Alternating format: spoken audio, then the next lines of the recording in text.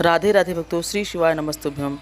आप सभी माताओं बहनों को हरियाली तीज की बहुत बहुत शुभकामनाएं। श्रावण मास की शुक्ल पक्ष की तृतीया तिथि को मनाई जाने वाली हरियाली तीज नारी शक्ति, सौंदर्य और समर्पण में सौभाग्य का अनुपम पर्व है। यह दिन माता पार्वती की अखंड श्रद्धा और भगवान शिव के प्रति उनके अद्भुत प्रेम की स्मृति को समर्पित है। और यह केवल एक व्रत ही नहीं बल्कि वह श्रद्धा है जिसमें एक स्त्री अपने पति की दीर्घायु, सुख, समृद्धि और प्रेम पूर्वक जीवन के लिए उपवास रखती है। हरियाली तीज प्रकृति की कोमलता, रिश्तों की मधुरता और भक्ति गहराई का सुंदर संगम है। आज की इस वीडियो में आप सभी जानेंगे हरियाली तीज व्रत की पौराणिक कथा, पूजा विधि और सामग्री के बारे में, साथ ही साल 2025 के हरियाली तीज की शुभ मुहूर्त के बारे में, ताकि आप इस पर्व को शास्त्र संबद्ध और श्रद्धापूर्वक मना सके। यह वीडियो आपके लिए बहुत महत्वपूर्ण होगा, इसलिए वीडियो को अंत तक जरूर बहुत ध्यान से देखिएगा। लाइक और शेयर और कमेंट इस पारिवारिक संस्कृति को आगे बढ़ाने में हमारा योगदान भी अवश्य दीजिए। इस बार साल 2025 में हरियाली तीज का पर्व 27 जुलाई दिन रविवार को मनाया जाएगा और इस दिन सूर्योदय का समय सुबह 5:59 पर सूर्यास्त और शाम 7 पर ब्रह्मा शुभ मुहूर्त 4:23 से 5:11 तक रहेगा।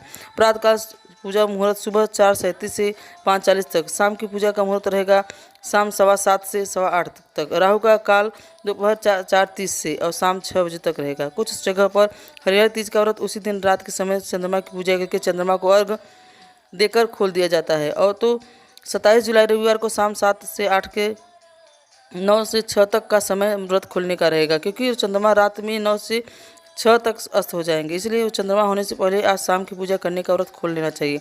वही कुछ जगह पर महिलाएं अगले दिन सुबह सूर्योदय की पहली किरण से के साथ ही पूजा करके व्रत खोल देती हैं। तो आपके यहाँ पर जैसी भी मान्यता है उसके अनुसार ही आप इस व्रत को रख सकते हैं और व्रत का वर्णन कर सकते हैं। आइए पूजा विधि के साथ बारे में जानने से पहले सुनते हैं हरियाली तीज की कथा।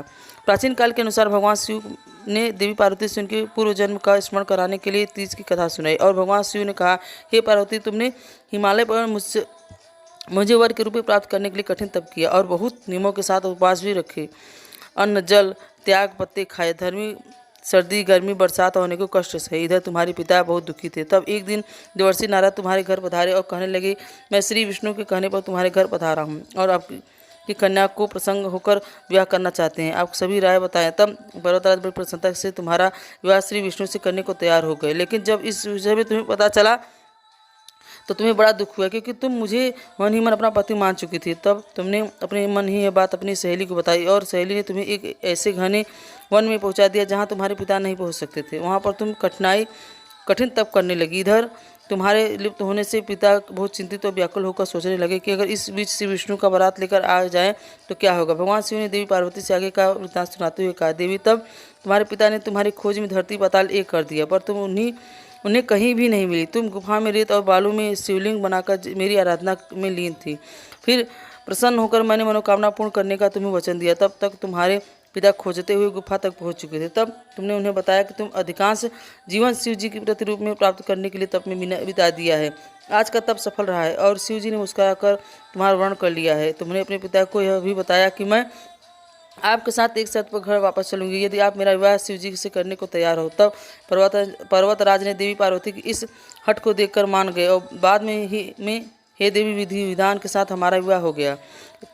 पार्वती, तुमने जो कठोर तप किया था उसी के फलस्वरूप हमारा विवाह हो सका। इस व्रत को निष्ठा से करने वाली प्रत्येक स्त्री को मैं मनवांछित फल देता हूँ और उसे तुम जैसा अचल सुहाग का वरदान प्राप्त हो। मान्यता है कि सबसे पहले देवी पार्वती ने हरियाली तीज का व्रत रखा था और तभी से हरियाली तीज व्रत करने की परंपरा प्रारंभ हो गई है।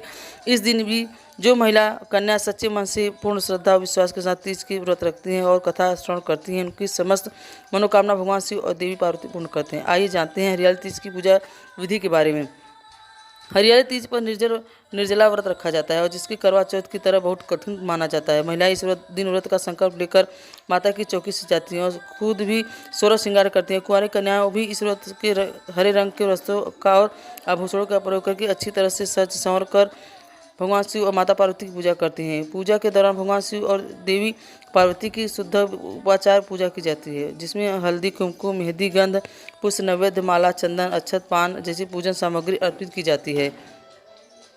पूजा करने के साथ ही मंत्र जाप किया जाता है और कथा श्रवण किया जाता है और सबसे से अंत में आरती उतारने के बाद नैवेद्य अर्पित किया जाता है। इस दिन महिलाएं लोकगीत गाकर झूला झूलकर खुशियां मनाती हैं। पूरा दिन उपवास रखा जाता है। जिनकी सामर्थ्य निर्जला रखने की ना हो वे इस व्रत में जल, फल और दूध का सेवन करते सकती हैं। शाम को व्रत की कथा सुनने के बाद महिलाएं गौरी ने अपने पति की दीर्घायु की कामना करती हैं। कुंवारी कन्याएं भगवान शिव से मनचाहे जीवन साथी कामना करती हैं और फिर एक बार फिर से विधि विधान से पूजा करके कथा का श्रवण या पठन करती हैं। कथा के समापन पर घर में उत्सव मनाया जाता है जिसके भजन और लोक नृत्य होते हैं और पूरे दिन बिना भोजन के जल के जो महिलाएं व्रत रखते हैं उन्हें अगले स्नान पूजा के करने के बाद व्रत खोलना चाहिए। कुछ जगह पर जैसा कि आप मैंने बताया रात को चंद्रमा की पूजा करके फिर व्रत खोल दिया जाता है। इस दिन मायके से श्रृंगार का सामान, वस्त्र, आभूषण, मिठाइयाँ ससुराल भेज जाती है और हरे वस्त्र, हरी चूड़ी, हरा श्रृंगार और मेहंदी लगाने की परंपरा पालन किया जाता है। इस दिन सुहाग की सामग्री भेंट देने से सुहाग की लंबी उम्र होती है। कुंवारी कन्याओं को भी सभी मनोकामना पूर्ति के साथ अच्छे गुणों का पति मिलता है। जो इस प्रकार से हरियाली तीज की पूजा की जाती है। ध्यान रखें किसी भी व्रत को करते समय मन में श्रद्धा अवश्य हो और उस दिन आपने अपनी सामर्थ्य के अनुसार कुछ न कुछ दान योग्य व्यक्ति को दिया गया दान ही सफल माना जाता है। अयोग्य व्यक्ति को दिए गए दान से अब तक किए गए सभी दान का पुण्य नष्ट हो जाता है। इसलिए आप इस बात का भी विशेष ध्यान रखें। माँ पार्वती की श्रृंगार की सभी सामग्री अर्पित करने के साथ ही सिंदूर भी अवश्य लगाएं। सुहागन महिलाएं इस सिंदूर को अपनी मांग में भी भरें और माता पार्वती से अपनी परिवार की सुख समृद्धि और अपने पति की दीर्घायु के लिए कामना करें। तो यह आज की वीडियो अगर आपको अच्छी लगी हो तो वीडियो में लाइक ज़रूर कीजिएगा। भक्तों, राधे राधे।